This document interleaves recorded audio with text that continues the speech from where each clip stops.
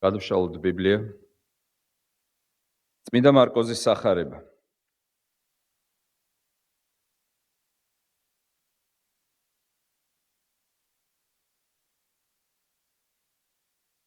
მე-14 თავი.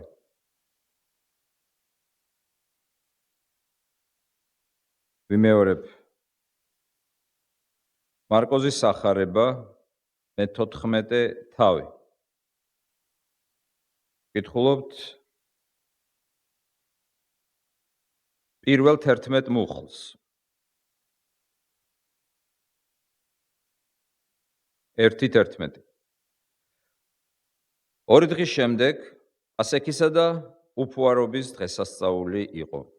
მღვდელმთავარნი და მწიგნობარნი ეძიებდნენ, როგორ შეეპყრათ იგი მზაკრობით და მოეკლათ.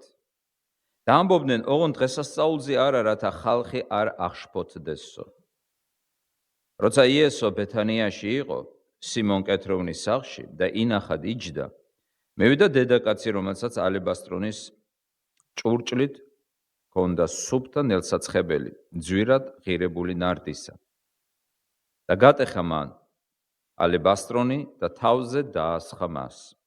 იყვნენ ზოგიერთნი, რომლებიც აღშფოთებით ლაპარაკობდნენ ერთმანეთში, ასე რად დაიხარჯა? ნელსაცხებელიო. ხომ შეიძლებოდა ამ ნელსაცხებლის გაყიდვა 300 დინარზე მეტად და ღარიბებისთვის დარიგება და კიცხავდნენ მას. იესომ თქვა, მოეშვით მაგას. რატომ აწუხებთ? მაგან ხომ სიკეთე მიყო. ვინაიდან ღარიბნი მუდამ თქვენთან აყავთ და თუ კი მოინდომებთ, მოისურვებთ, შეგიძლიათ სიკეთე უყოთ მათ, მე კი მუდამ არ გეყოლებით. მან ის გააკეთა, რაც შეეძლო. წინასწარ სხო ჩემს სხეულს დასამარხავად. ჭეშმარიტად გეუბნები თქვენ, სადაც კი იქადაგებენ სახარებას მთელ სოფელში, იტყვიან, რაც მან გააკეთა მის მოსაგონებლად. იუდა ისკარიოტელი, ერთი იმ 12-თაგანი წავიდა მღვდელმთავრებთან, რათა გაეცა იგი. მათ მოისმინეს, გაიხარეს და აღუთქვეს მას ვერცხლის მიცემა. ის კი მარჯვე შემთხვევას ეძებდა, რათა გაეცა იგი. ეს არის უფლის სიტყვა. ვილოცოთ. ღმერთო, მადლობას გწირავთ შენი დაწერილი სიტყვისთვის, დაწერე ის ჩვენს გულებზე. გაგვაგონე შენი ხმა შენს დაწერილ სიტყვაში. შენი სული შეგვეწიე, რათა ვერწმუნოთ შენს ძეს ქრისტეს, ვეზიაროთ მას. რწმენი დავიმკვიდროთ საუკუნო სიცოცხლე. მოგიხმობთ იესო ქრისტეს მიერ. ამინ. დღეს ჩვენ აღვასრულეთ იესო ქრისტეს წინასწარმეტყველება. პირდაპირ მნიშვნელობით. რა თქვა იესომ? თითქმის 2000 წლის წინ. ჭეშმარიტად გეუბნები თქვენ, სადაც კი იქადაგებენ სახარებას მთელ სოფელში, იტყვიან, რაც მან გააკეთა მის მოსაგონებლად. უფლის სიტყვის სამებრ. მოვიგონოთ, რა გააკეთა ქალმა, რომლის საქმე უფალმა შეაფასა როგორც კეთილი საქმე. წარმოიდგინეთ. გააკეთოთ ისეთი რამ, შემფასებელი იყოს თავად ქრისტე და მან თქვას, რომ ის, რაც თქვენ გააკეთეთ, არის კეთილი საქმე. ამაზე მეტი კმაყოფილება, ამაზე მეტი სიხარული, ამაზე მეტი აღიარება რა შეიძლება იყოს? როდესაც თავად მსაჯული ცოცხალთა და მკვდართა ის, რომელიც განჟის ყველა ჩვენ საქმეს მიუკვერძოებლად, სამართლიანად აღიარებს და ცნობს საქმეს როგორც კეთილს. რა კეთილი საქმე გააკეთა ამ ქალმა? რა გააკეთა იმისთანა, რომელზეც იესომ თქვა, სიკეთე გააკეთა, კეთილი საქმე გააკეთა. ჩაეთვლება მას მის მიერ გაკეთებული საქმე როგორც კეთილი. იმისათვის რომ გავცეთ ამ შეკითხვას პასუხი, ჩვენ მოგვიწევს კიდევ სხვა დამატებითი შეკითხვების დასმა. დაფიქრება და განსჯა. აი ასეთი კითხვა მინდა დავსვა დასაწყისში. კარგი ყოველთვის ლამაზია თუ არა? კარგი, კეთილი ყოველთვის ლამაზია, შვენიერია, თვალწარმტაცია. კლოდ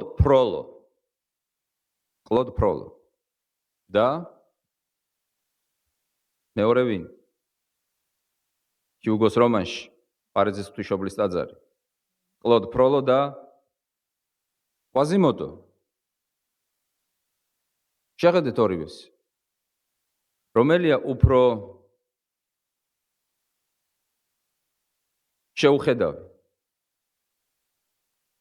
ფროლო თუ კვაზიმოდო? ჰიუგოს თანახმად მას ურჩხულის გარეგნობა ჰქონდა. მაგრამ რომელია მათ შორის კეთილი? ფროლო თუ კვაზიმოდო? რა თქმა უნდა, ჰიუგო ამ რომანში ლაპარაკობს სოციალური უთანასწორობის შესახებ, მაგრამ გვაჩვენებს, რომ ის, რაც ერთი შეხედვით გარეგნულად შეიძლება არ გამოიყურებოდეს როგორც შვენიერი, ლამაზი, მომხიბვლელი, მიმზიდველი, იყოს ძალიან კეთილი. კარგი. ხოლო ის, რაც შეიძლება გარეგნულად ჩანდეს როგორც მომხიბვლელი, როგორც კარგი წარმოსადეგი, იყოს სინამდვილეში ბოროტებით ახსავსე. ფროლო, რომელიც იყო ნოტრდამის არქიდიაკვანი, ინტელექტუალი, წიგნიერი, ნაკითხი ადამიანი, ღვთისმსახური და თანაც მსახური ერთ-ერთ საუკეთესო ტაძარში. და მეორე მხრივ დეფექტებით, გარეგნული დეფექტებით ახსავსე დეფექტების მქონე ადამიანი, მნათე, ანუ ზარების მრეკავი, შეუხედავი, მაგრამ სამაგიეროდ შინაგანად სხვანაირი. ახალი აღთქმის ტექსტში სტანდარტული სიტყვა კარგის, კეთილის აღსანიშნავად არის აგათოსი. რაც ნიშნავს ზნეობრივად კარგს, ზნეობრივად კეთილს. კეთილის საქმე. მაგრამ არსებობს კიდევ სხვა სიტყვა სიკეთის აღნიშნელი, კარგის აღნიშნელი. ეს არის კალოს. რაც ნიშნავს არა მხოლოდ კარგს, არამედ ლამაზსაც, შვენიერსაც, მომხიბვლელსაც. და ამ ტექსტში ამ ქალის მიერ გაკეთებული საქმე, როგორ ფიქრობთ, აგათოსია თუ კალოსი? ტექსტში არის კალოსი. მის მიერ გაკეთებული, მის მიერ შექმნილი, სწორედ აი ეს სიტყვა გამოყენებული ტექსტში, გამომუშავებული მისი ღვაწლი იყო არა მარტო კარგი ზნეობრივი თვალსაზრისით, არამედ ლამაზიც და მომხიბვლელიც. კეთილ საქმეს არა მარტო მისი ზნეობრივი შიგთავსი აქვს, რომ ის კარგია, ასე უნდა იყოს. მაგრამ კეთილ საქმეს აქვს კიდევ თავისი მომხიბვლელობა, სილამაზე, შვენიერება. და რა ხდის კეთილ საქმეს როდის ხდება კეთილი საქმე, ან რანაირად შეიძლება კეთილი საქმე იყოს მომხიბვლელი და ლამაზი. აი ამ ტექსტის მიხედვით განვიხილოთ სამი შემთხვევა.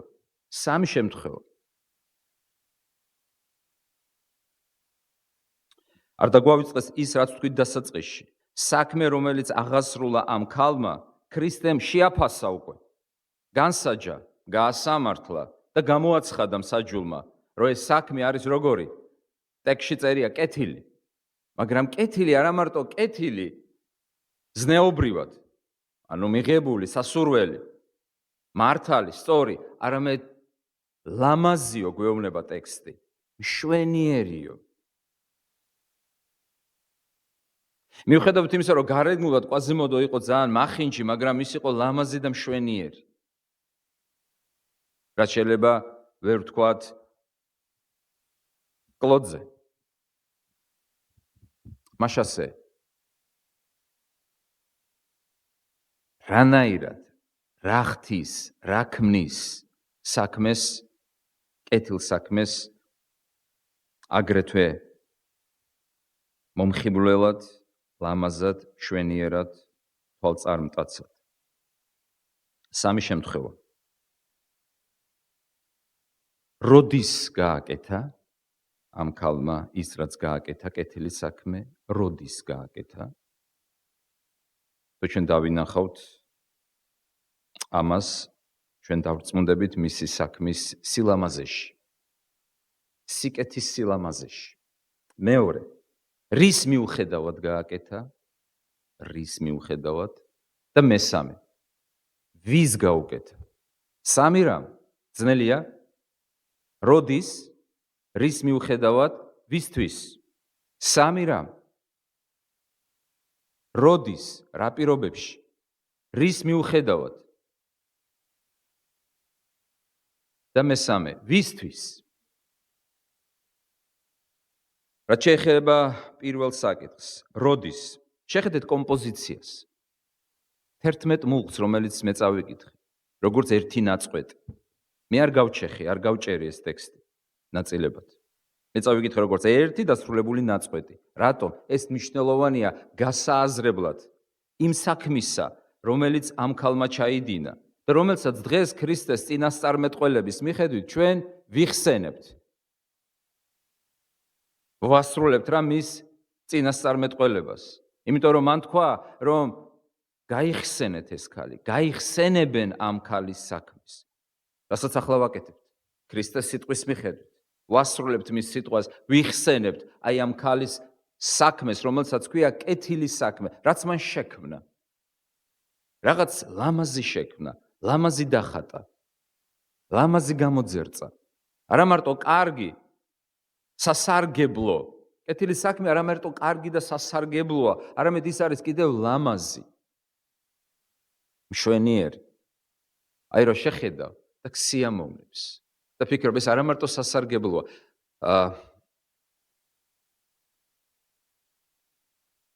ყველას მოგწევთ მწვანელის და კომბოსტოს და ასეთი რამეების ჭამა? მხოლოდ. ან უფრო მეტად. ბევრს არა. ხახვის და ასე შემდეგ. მაგრამ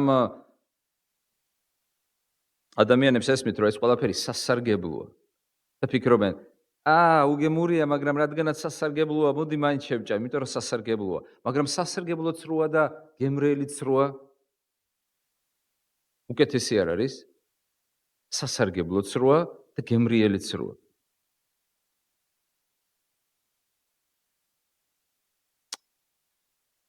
ესთეტიკურად სასიამოვნოა მირთმევა რაღაც კერძის?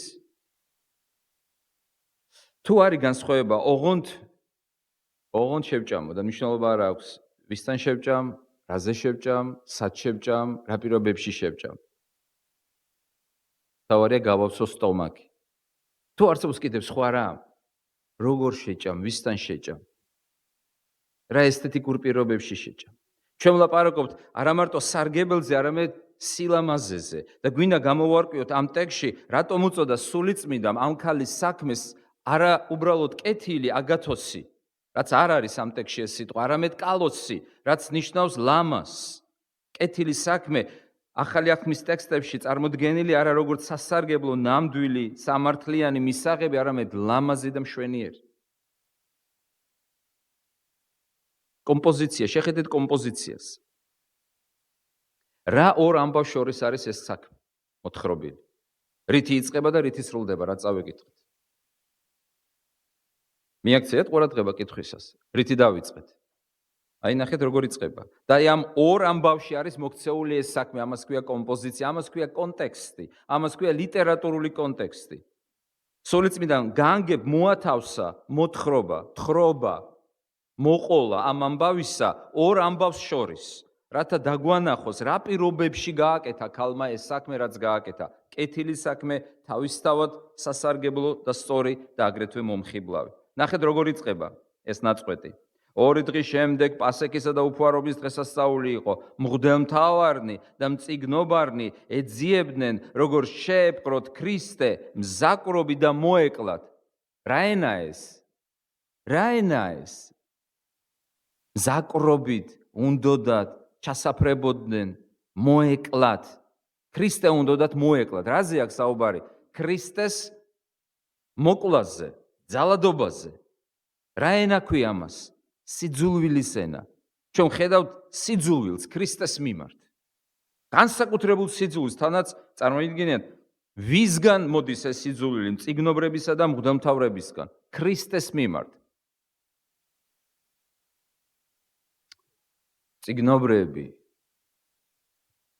მწიგნობრები, მღვდელმთავრები, თითქოს მათგან უნდა მოდიოდეს სიყვარული, შვიდობა, განსწავლა, სიბრძნე. და ხედავთ რა მოდის მათგან? მზაკრობა, ცპიერება და სურვილი გაანადგურონ და მოკლან. ჩააქრონ სინათლე. ჩააბნელონ. იესომ თქვა, მე ვარ ნათელი. გამოიყენეთ ის დრო, სანამ მე ვარ იარეთ ნათელში. რა უნდოდათ მათ? ჩაეკროთ უნდოდათ ეს ნათელი. მოეკლათ უნდოდათ ქრისტე. ნახეთ როგორ იწყება თხრობა და აი ამ სიძულვილში შემდეგ ჩვენ ვისმენთ ქალის საქმეს, რომელიც უფალმა შეაფასა, კეთილი საქმე გააკეთა. როგორ მთავრდება ჩვენი ტექსტი? როგორ? ერთი მხრივ უნდოდათ მისი მოკლა, ხოლო მეორე მხრივ აი ამ ორ თხრობაში, ორ ამბავში არის მოქცეული ეს საქმე. ნახეთ როგორ მთავრდება. იუდა ისკარიოტელი ერთი იმ 12-თაგანი წავიდა მღვდელმთავრებთან, რათა გაეცა იგი. მათ მოისმინეს, გაიხარეს და აღუთქვეს მას ვერცხლის მიცემა. ის კი მარჯვე შემთხვევას ეძებდა, რათა გაეცა იგი. რაზე აქვს საუბარი? ღალატზე. მტერს არ შეუძლია გიღალატოს. ვის შეუძლია გიღალატოს მხოლოდ? მეგობარმა, ახლობელმა. მტერმა როგორ შეიძლება გიღალატოს? ის მტერია, მოძულია. ის იმისათვის იწოდება მტრად, რომ გიმტროს. მაგრამ ღალატი შეუძლია მხოლოდ და მხოლოდ მეგობარს, ახლობელს, ახლომყოფს, ოჯახის წევრს, ძმას, დას, მას, ვისაც ენდობი, ვისთანაც ატარებ დროს, ვისთანაც ჭამპურს, ვისთანაც ერთად ლოცულობ, ბიბლიას კითხულობ, მხოლოდ მას შეუძლია გიღალატოს. როდესაც იუდა მივიდა ქრისტესთან გეთსემანის ბაღში, რა უთხრა ქრისტემ მას? მტერო, რა სიტყვით მიმართა? მეგობარო. გახსოვთ? არ უთხრა მტერო, მოხვედი ჩემთან, რანაირი მტერის მეგობარი იყო, მეგობარო. ამბორით გასცემ ძეკაცისას. შეხედეთ ჩვენი ისტორია, ანუ ამ ქალის კეთილი საქმე, რომელზეც იესომ თქვა, რომ სადაც კი არ იქადაგებენ, სადაც კი არ მოყვებიან სახარებას, ყველგან გაიხსენებენ ამ ქალს. თუ ამ ქალს არ იხსენებენ, არც სახარებას ქადაგებენ. გესმით?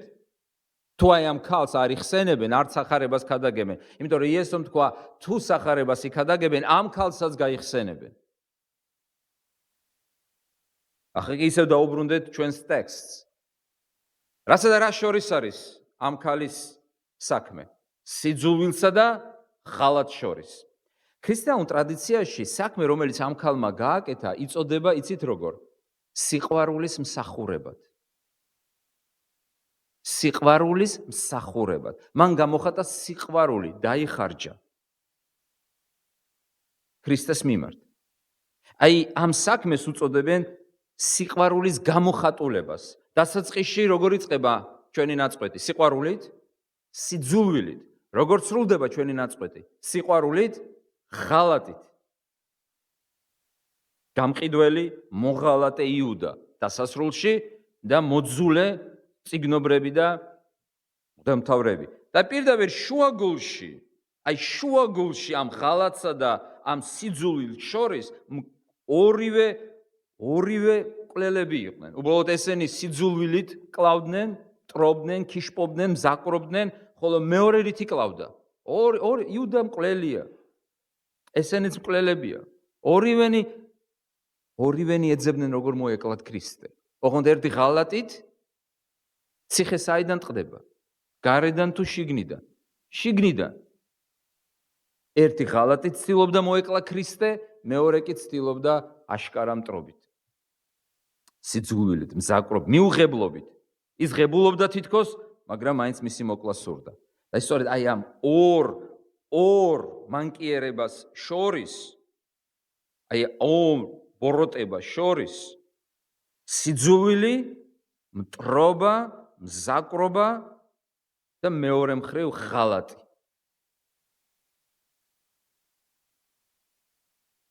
ამ ორ მანკიერებას შორის ჩვენ ხედავთ სიყვარულს. ბოროტებასა და ღალატს შორის ჩვენ ხედავთ სიყვარულს. ამიტომ არის სიყვარული არა მარტო კარგი, სასარგებლო, არამედ ლამაზიც. ლამაზიც, შვენიერიც. როდის ანათებს შუქი ყველაზე უფრო მეტად? სიბნელეში. მთელი ეს ამბავი, რაც ჩვენ წავიკითხეთ, დასაწყისში ძალიან ბნელა, დასასრულში ძალიან ბნელა და შუაგულში რა ხდება? კაშკაში. ეს მეტაფორა სინათლისა ქრისტეს ეკუთვნის. მეხუთე თავის მათეს ახარების ქადაგებაში მთასა ზედა ის ამბობს, ასევე ანათებდეს თქვენი ნათელი ადამიანთა წინაშე. რა ნათელზე ლაპარაკობს ქრისტე? რა ნათელზე? რა მეტაფორა აქ? ნახეთ, თავად ქრისტე განმარტავს, რათა ხედავდნენ ისინი თქვენს ჭორაობას, მრუშობას, მკვლელობას, ბოროტებას, მიუტევლობას, უხეშობას, გაუცხოებას, რათა ხედავდნენ ისინი თქვენს კეთილ საქმეებს. იცით რა სიტყვაა ბერძნულ ტექსტში? კეთილი, აგათოსი თუ კალოსი? რა იჭვი გაქვთ? კალოსი. კალოსი, ისევე როგორც მარკოზის სახარებაში. კიდევ ვამბობ, ეს არ არის სტანდარტული სიტყვა, მაგრამ ჩვენ ხედავთ, რომ იესოს სიტყვების მიხედვით ჩვენი საქმეები უნდა იყოს შვენიერი, მომხიბვლელი და არა მარტო კარგი, სამართლიანი, სასარგებლო. და როდის ხდება ის ასეთი, როდესაც სრულდება, იქმნება მაშინ, როდესაც ძალიან ბნელა. როდესაც გარშემო ძალიან ბნელა.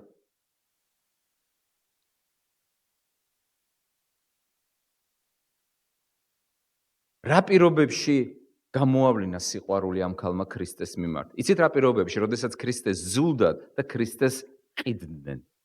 მაშინ გამოავლინა მისდამი სიყვარული. გახსოვთ დავითის ისტორია. ახლა გამახსენდა. როდესაც მისი ძე აბესალომი აღუდგა და გაიქცა ქალაქიდან. ბოროტება ეს. ოჯახის წევრი აღუდგა. მოსაკლავად გამოეკიდა მამას. შეურაცხო, მიისაკუთრა მისი ცოლები. ყველას წინაშე. ერთი სიტყვით ამბოხი მოუწყო. ბევრი მიემხრო. იძულებული იყო, მამა გაქცეული იყო. და როდესაც გაიქცა, იქ შეხვდა მას ერთი ადამიანი და მოუტანა უამრავი საკვები გაქცეულ მეფეს. გახსოვთ ხო? როგორ?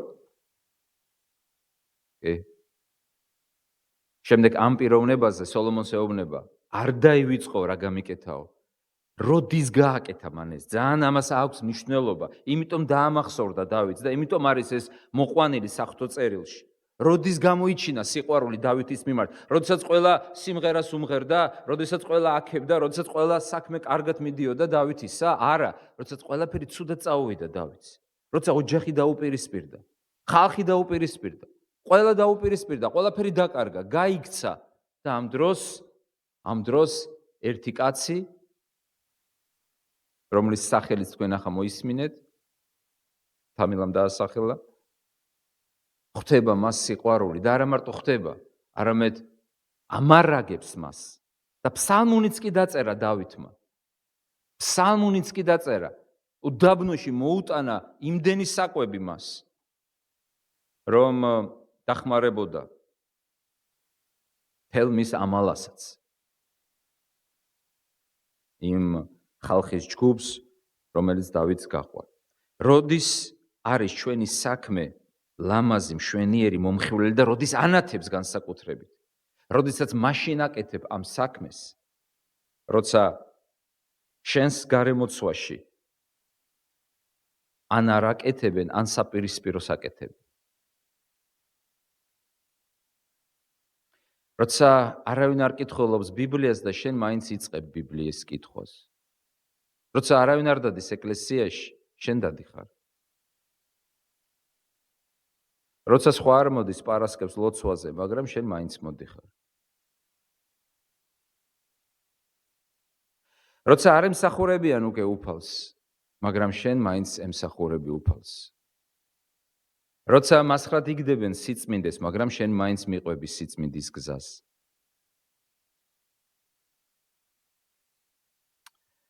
სწორედ ამ დროს ჩვენი საქმეები იძენს მშვენიერებას და მომხიბვლელობას. გაიხსენეთ ნოე. ნოე გაიხსენეთ. დაბადების მე-6 თავი. იცით რა წერია ნოეს ქცევებზე, კეთილსაქმეებზე, ცხოვრებაზე? ის იყო მართალი და შემდეგ რა წერია? თავის თაობაში. რას ნიშნავს? იყო მართალი თავის თაობაში. როგორი იყო მისი თაობა? ძალიან ბოროტი. ძალიან ბოროტი. განუდგნენ ღმერთ. წერია რომ იწყება აღრევა, განდგომა ღვთისაგან. ნოეს თაობა იყო იმდენად ბოროტი, იმდენად წაბილწული, იმდენად გახრწნილი, რომ ღმერთმა გადაწყვიტა ყველას განადგურება. ყოველდღე ხო არ ხდება წარღვნა? ერთხელ მოხდა ისტორიაში. წარმოგიდგენიათ რა განდგომილების ეპოქაში ცხოვრობდა ნოე? წარმოგიდგენიათ რა სიცილის, მას დაცინვის, ზიზღის ობიექტი შეიძლება გამხდარიყო ის თავის თაობაში, რომელიც გამოირჩეოდა განსაკუთრებული ბოროტებით, განდგომილებით და წერია ის იყო მართალი, ის იყო ღვთისმოსავი, ის დადიოდა ღვთის წინაშე, თავის თაობაში. ანუ არა მაშინ, როდესაც ყველა დადის ეკლესიაში, ყველა ბიბლიას კითხულობს, ყველა უგალობებს, გალობ მაშინ, როცა არავინ არ გალობს. გიყვარს მაშინ, როდესაც არავის აღარ უყვარს. აგრძელებ ერთგულებას, როცა შენს ოჯახში აღარავინ აღარ დარჩა ერთგული. პირობითად ვამბობ ოჯახი, ან მეგობრები, ან გარემოცვა. აი მაშინ განსაკუთრებით ისმის, განსაკუთრებით ჩანს, განსაკუთრებით ლამაზი და მშვენიერი ხდება კეთილი საქმე. ანუ სიყვარულის გამოხატულება. ქრისტიანულ ტრადიციაში მიღებულია 7 მთავარი კეთილი საქმე. 7, როგორც არის 7 მთავარი ცოდვა, ასე არის 7 მთავარი კეთილი საქმე. და ეს კეთილი საქმეები ორ ჯგუფად იყოფა. ერთი მთავარი ძირეული სათნოებანი და მეორე თეოლოგიური სათნოებანი. თეოლოგიური სათნოებანი არის რწმენა, იმედი, სიყვარული. როცა შენ აგრძელებ რწმენას, მაშინ როცა აღარ სწამთ. აგრძელებ სიყვარულს, როდესაც აღარ უყვართ. აგრძელებ იმედს, როდესაც აღარ აქვთ იმედი. რა წერია აბრაამზე? როდის ირწმუნაო აბრაამა, იმედის მიღმა ერწმუნა აბრაამი. როცა აღარ იყო არანაირი იმედი, ის მაინც გამოხატავდა იმედს. რაც შეეხება მთავარ სიქველეებს, ანუ მთავარ სათნოებებს, 4-ია. 4-ია ასეთი. და თქვენ იცით, ან ყოველ შემთხვევისათვის გსმენიათ. ეს არის გონიერება, ეს არის სამართლიანობა, ეს არის სიმტკიცე და ეს არის ზომიერება. როდესაც შენ იჩენ გონიერებას, იმ დროს, როდესაც გარშემო უგუნურება, რაც ნიშნავს გონიერება, როგორც სათნოება. გონიერება ნიშნავს სიკეთის დანახვას და სიკეთის არჩევას, გამორჩევას სიკეთისა ბოროტებათა შორის. სამართლიანობა ნიშნავს იქცეოდეს სწორად ღვთისა და ადამიანის წინაშე. რას ნიშნავს სიმტკიცე? სიმტკიცე ნიშნავს, როდესაც გაუძლელ პირობებში აგრძელებ ერთგულებას, არ ტყდები, ხარ მტკიცე და უშიშარი. რას ნიშნავს ზომიერება? როდესაც იცი, როგორ გამოიყენო ამ ქვეყნიური სიამენი. თქვენ წინაშე აი ეს სათნოებანი, რომლებიც ეკლესიამ აღიარა, წმინდა ამბროსიდან, წმინდა ავგუსტინედან მოყოლებული. მაგრამ აი ეს სათნოებანი, სიქველენი, კეთილი საქმეები, სიკეთეები, როდის არის მომხიბვლელი? მაშინ იმ პირობებში, როდესაც საპირისპირო ხდება. მეორე საკითხი. ამ ქალმა შეიყვარა მოძულებული და გაყიდული. და ამით მისი საქმე შეფასდა როგორც შვენიერი საქმე. ახლა კი მეორე რაც ჩვენ თქვით. რის მიუხედავად გააკეთა მან ეს საქმე, რაც გააკეთა? როგორ ფიქრობთ? მორიგი შეკითხვაა ჩვენ საუბარში. როგორ ფიქრობთ?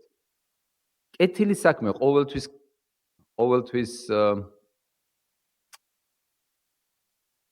ხვდება ქებას. ანუ რა მოლოდინი გვაქვს? გავაკეთებთ კეთილ საქმეს და ყველა დაგვიწყებს შექებას, აი ყოჩახ.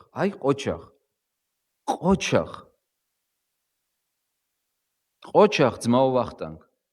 ყოჩახ, აი მსახურებას არ აცდენ. ყოჩახ როგორ კითხულობ საღვთო წერილს? რამდენს ლოცულობ, მარხულობ, ყოჩახ.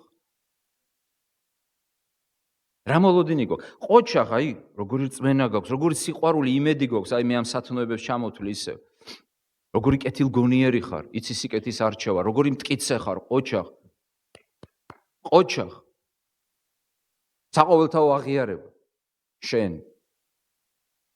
ყოჩახ რა უშიშარი ხარ, რა ზომიერად ცხოვრობ. ყოჩახ. რაზე ვლაპარაკობთ? აი ამ ქალმა რაც გააკეთა. იმ გარემოცვაში, სადაც გააკეთა. სხვადასხვა იესოს მეგობრებთან. რა დაიმსახურა? ქება თუ გაკიცხვა?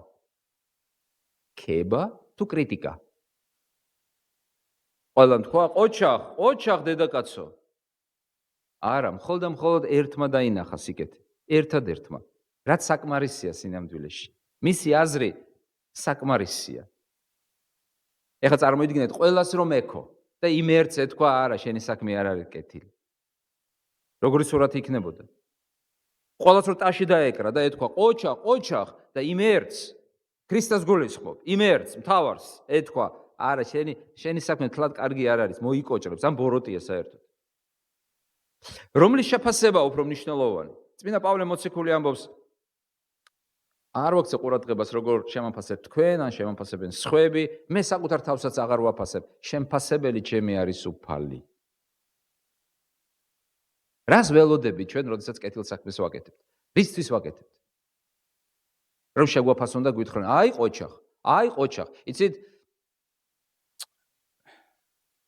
მე დავიბადე საბჭოთა კავშირში, სახელმწიფოში, რომელიც აღარ არსებობს. საბჭოთა კავშირში იყო ასეთი პრაქტიკა. იყო სპეციალური რა დავარქვათ, რა ერქვა? დაფა საპატიო ადამიანებისა, წარჩინებული ადამიანებისა, სადაც სურათებს ჩამოკიდებდნენ, რომ ყველას დაენახა, რომ ამ ადამიანმა მიაღწია გარკვეულ წარმატებას, უფრო მეტი იშრობა, დისციპლინირებული იყო და იყო აგრეთვე სპეციალური დაფა, სადაც იყო სურათები ადამიანებისა, რომლებმაც სამარცხვინოდ მოიქცნენ. სამარცხვინო დაფა და საპატიო დაფა. და ყველას უნდა რა თქმა უნდა სად მომხდარიყო სამარცხინო თუ საპატიო დაფაზე. საპატიო დაფაზე. და როდესაც გაივლიდნენ ამ დაფასთან საკუთარ სურათს დაინახავდნენ, ან სხვებს ეტყოდნენ, მე იმ დაფაზე ვარ ჩამოკიდებული. აი ზოგს გონია, რომ რელიგიური ცხოვრება ან ეკლესიაში ყოფნა არის აი ესეთი დაფების შექმნა. და არის მოლოდინი, რომ ყველა დააფასებს, ყველა შეაფასებს, ყველა ჩინ მედალს ჩამოკიდებს, მაგრამ შეხედეთ აი ამ საქმეს, რომელზეც იესომ თქვა, შვენიერი საქმე გააკეთა, ლამაზი საქმე გააკეთა. ნახეთ რა თქვეს.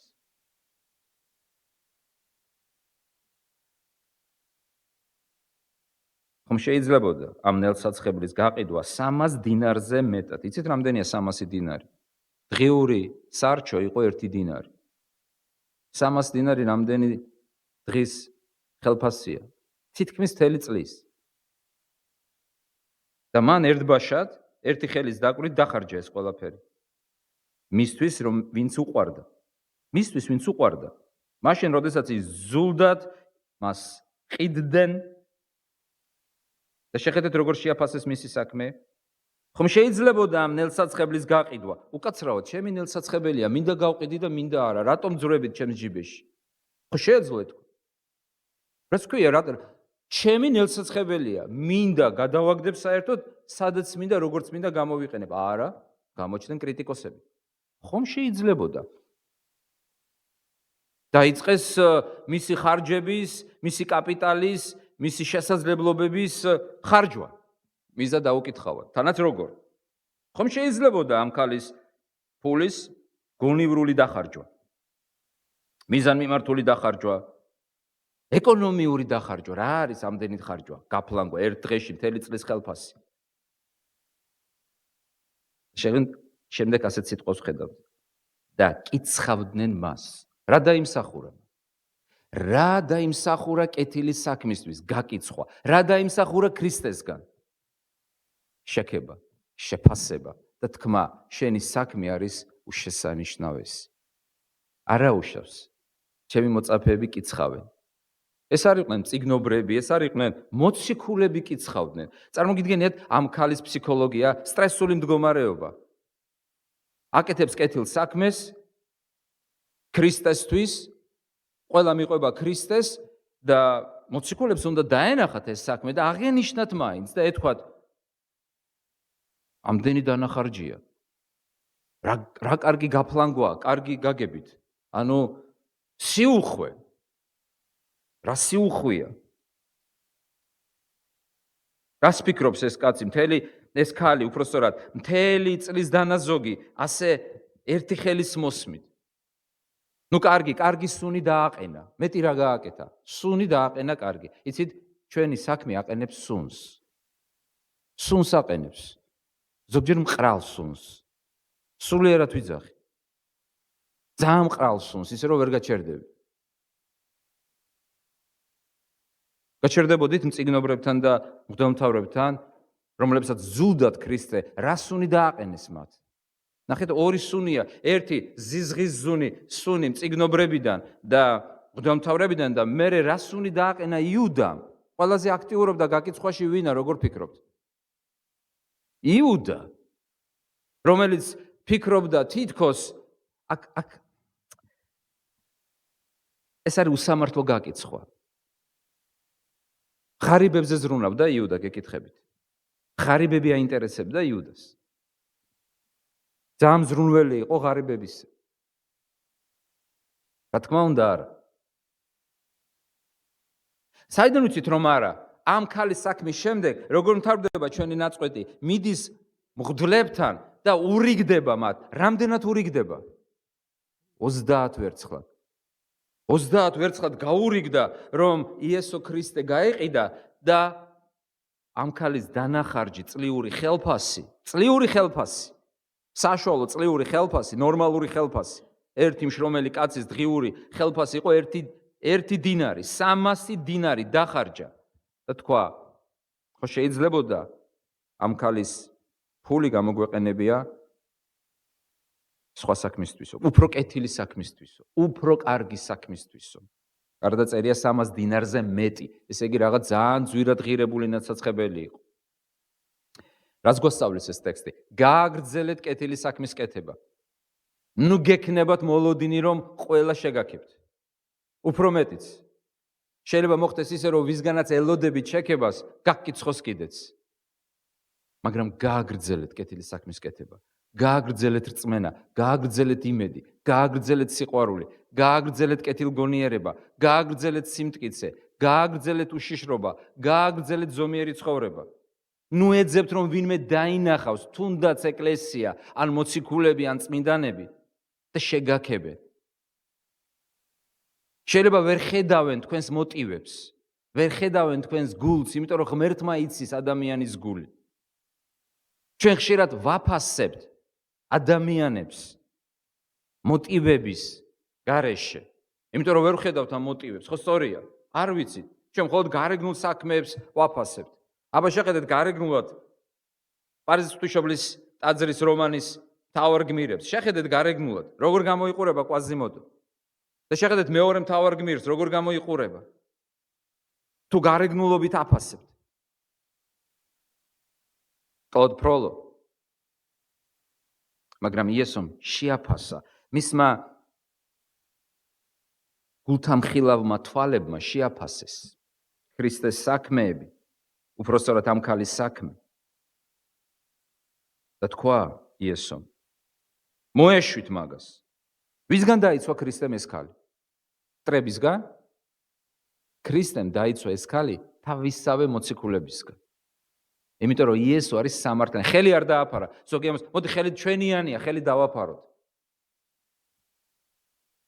თუ ამ ხელის დაფარებით უღალატებ სამართლიანობას, წყალობას და სიყვარულს, რა არჩევანი გაქვს? ხელი დააფარო. იესომ არ დააფარა ხელი სიყვარულს, კეთილ მოტივებს. პირიქით, ამხილა მოციქულები და უთხრა მოეშვით მაგას. რატომ აწუხებთ? შეწუხდა ის. იესომ დაინახა.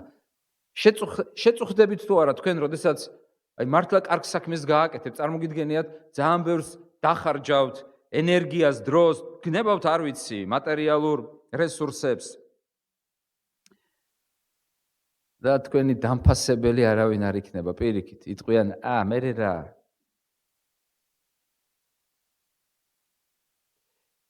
ჩვენ ვაკეთებთ ამას არა იმიტომ, რომ ვინმემ დაგვაფასოს, არამედ იმიტომ, რომ თავად ეს საქმე არის მშვენიერი და კარგი.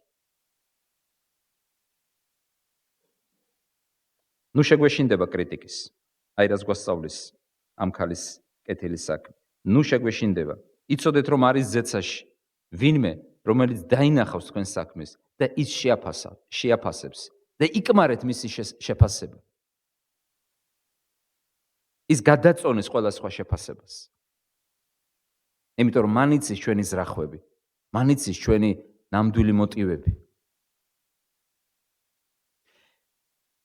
მახსენდება შემთხვევა, როდესაც მღვდელმთავარმა ყელიმ ვერ შეაფასა ხანას ლოცვა. რა ეგონა მას? ნუ ნამდვილად ხანა არ იყო ქარიზმატი. ჩუმად ლოცულობდა. არ ყვიროდა. იმდენად ჩუმად, რომ ტუჩებს ამოძრავებდა.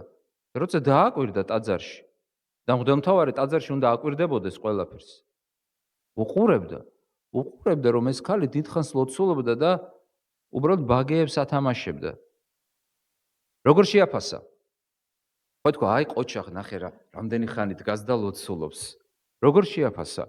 გამოფხიზდი ქალო, რატო დაითვერიო? თვრალი იყო თუ არა ხანა? საერთოდ არა. შეხედეთ, როგორ შეაფასა.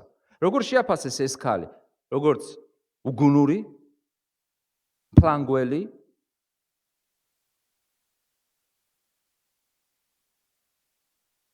თანაც პატრიარქალურ საზოგადოებაში ძალიან ძიმე იქნებოდა მისთვის. ამიტომ თქვა იესომ, ნუ აწუხებთ მას. რა უთხრა ხანამ ყელის? ყელის რა უთხრა ხანამ? არა ვარ მთვრალი, ჩემო ბატონო. ჩემი გულის წუხილის გამო ვლოცულობ. მხოლოდ ღმერთმა იცოდა ხანას გული. მხოლოდ ღმერთმა იცის ჩვენი გული. მხოლოდ ღმერთმა. როდესაც პეტრე ეახლა კორნელიუს სახლს, რა თქვა პირველი? რა თქვა ღმერთზე, რა თქვა პირველი სიტყვა? როგორი ღმერთი არისო, ჩვენი ღმერთიო? გულთა ხილავი. მის წინაშე ჩვენი გულები გადაშლილია. რატომ ვლაპარაკობთ იმას, რასაც ვლაპარაკობთ? რატომ ვაკეთებთ იმას, რასაც ვაკეთებთ? იმიტომ რომ რაღაც სარგებელს ვეძებთ, იმიტომ რომ გამოვჩდეთ, იმიტომ რომ პატივი მივიღოთ, იმიტომ რომ შეგვაქონ. არჩევანი რო გქონდეთ, აქ შეგაქოს ყველამ და იქ არავინ. და აქ არავინ და იქ ყველამ, რომელს აირჩევდით.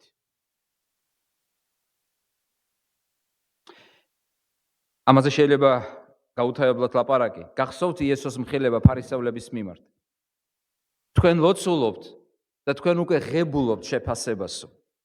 თქვენ მოწყალებას გაიღებთ და უკვე ღებულობთ შეფასებასო. რა შეფასება მიიღეს? ქება ხალხისგან. მაგრამ თქვენ ვერასოდეს ვერ მიიღებთ შეფასებას და ქებას ღვთისაგან. აი ამ ქალმა მიიღო გაკიცხვა, კრიტიკა, უარყოფა მოციქულებისგან, მაგრამ ქება მიღება, აღიარება თავად ქრისტესგან. და მესამე, პირველი, როდის გააკეთა მან თავისი კეთილის საქმე, რის მიუხედავად გააკეთა და მესამე, რა ღვთის საქმეს შვენიერს, მიმზიდველს. ნახეთ უფალმა რა თქვა? მეექვსე მუხში, მაგან ხომ სიკეთე მიყო.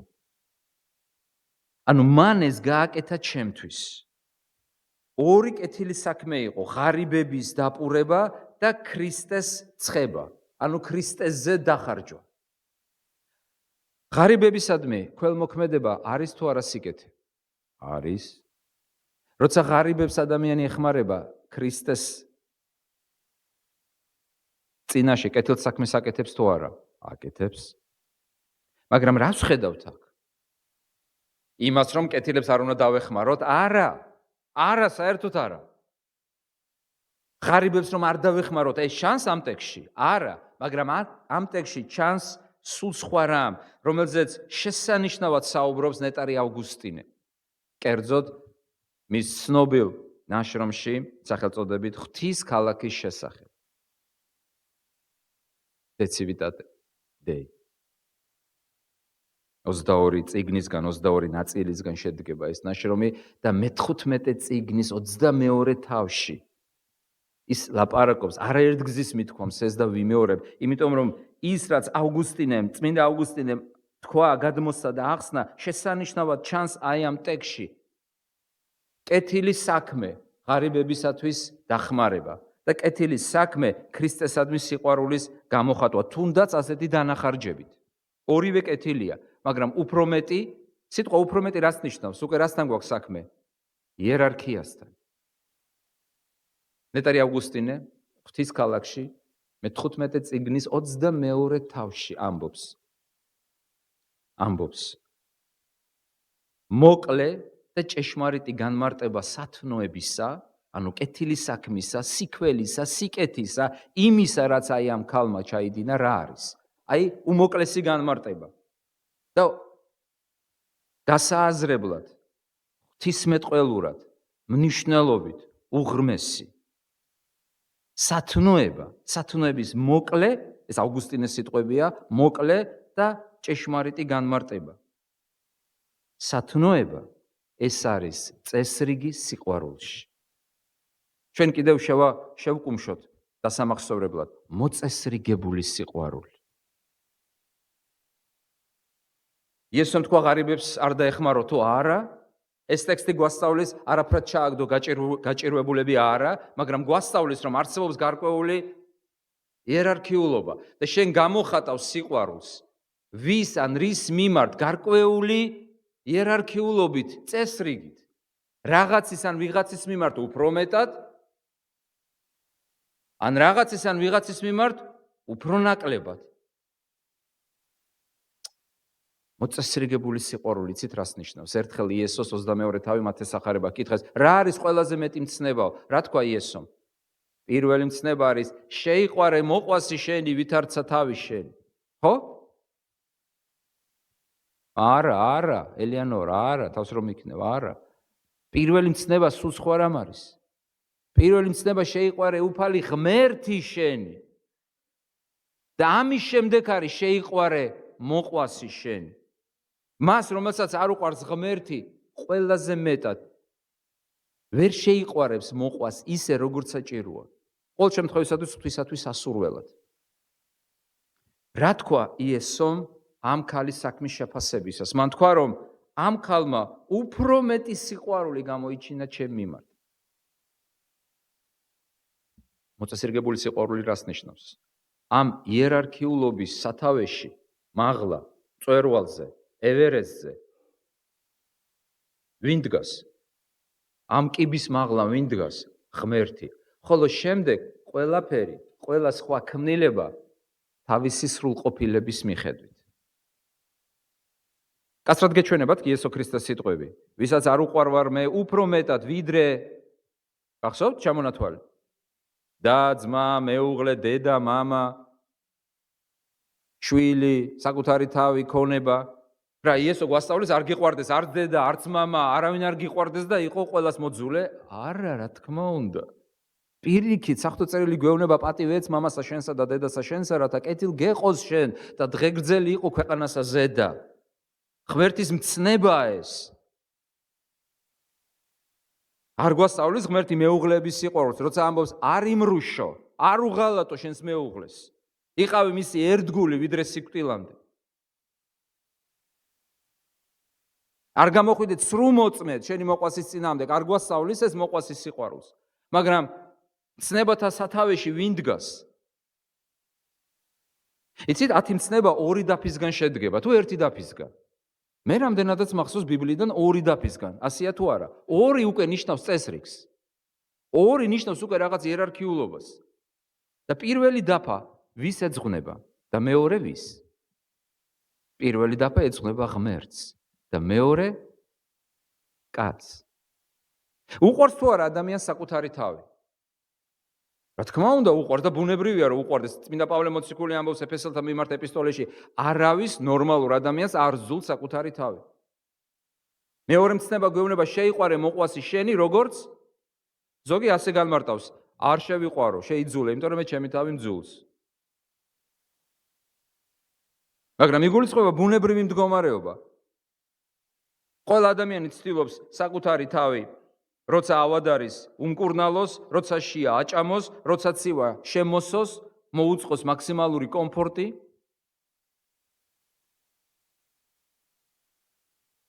თუ რა თქმა უნდა რაღაც მაზოხისტთან არ გვაქვს საქმე. რა თქვა იესო? იესომ თქვა, რომ ამ ადამიანმა მე და მაყენა ყველაზე უფრო მაღლა. რას გვასწავლის ეს ტექსტი დღეს ჩვენ? დააყენე ქრისტე ყველაზე უფრო მეტად, ყველაზე მაღლა, ყველაზე გამორჩეული იყოს ის შენ ცხოვრებაში. უფრო მეტად ვიდრე სხვა რამ, ყველა სხვა ქმნილება. სწორედ ქრისტეს ჩვენს გულში საპატიო პირველი ადგილის დაკავება ქრისტეს მიერ იქნება წინაპირობა, რომ ყველა სხვა დანარჩენს ექნება ღირსეული ადგილი. დაკავებული. ეს არის წესრიგის სიყვარულში. იესომ თქვა, მოეშვით მაგას, ნუ აწუხებთ. მაგან სიკეთე მიყო მე. მე. იცით რა თქვა უფალმა, რაც შეეძლო, ის გააკეთა.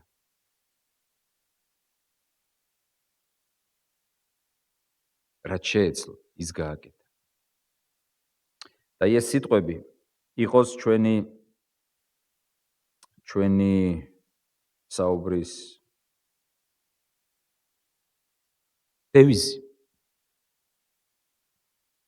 ჩვენ წავიდეთ და რაც შეგვიძლია ის გავაკეთოთ. გავაკეთოთ სიკეთე, მაშინ, როდესაც აღარ აკეთებენ გარშემო სიკეთეს, გავაკეთოთ მიუხედავად კრიტიკისა და ამ სიკეთეში საპატიო პირველი, უზენაესი, უმაღლესი ადგილი მივანიჭოთ და ვუბოძოთ ვის? ღმერთს. ღმერთს.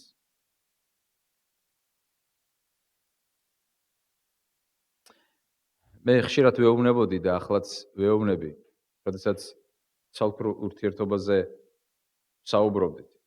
ცოლი და ქმარი ერთმანეთს ბუნებრივად დაუკავშირდებიან, თუ ორივენი ერთი წერტილისკენ, მთავარი წერტილისკენ, ქრისტესკენ წარიმართებიან. შეხედეთ ამ ორთიც. შეხედეთ როგორ უკავშირდება ერთმანეთს. უკავშირდება თუ არა? თანაც ბუნებრივად. ასე ძალ მოლაპარაკებით, შთაგონებით და ბუნებრივად, როცა ორივესთვის მთავარი იქნება ქრისტე. ორივესთვის მთავარი იქნება და ქრისტე იქნება ოჯახის თავი. ისინი განიცდიან არნახულ ერთობას ერთმანეთში. იმიტომ რომ სიკველეთა მოწესრიგებულობაში მთავარი ადგილი უჭირავს ღმერთს ჩვენს შემოქმედს. ჩვენ ვერასოდეს ვერ შევიგრძნობთ კომფორტს და კმაყოფილებას, თუ არ მოვძებნით ჩვენს თავს მასში. იყოს დევიზი, აი ეს სიტყვები ჩვენთვის. მთელი კვირის განმავლობაში და არა მარტო მთელი კვირის განმავლობაში. ალბათ ერთი კვირის შემდეგ დაგავიწყდებათ. არ ვიცი, ალბათ. თუ არა და შევამოწმოთ. გავაკეთოთ რაც შეგვიძლია.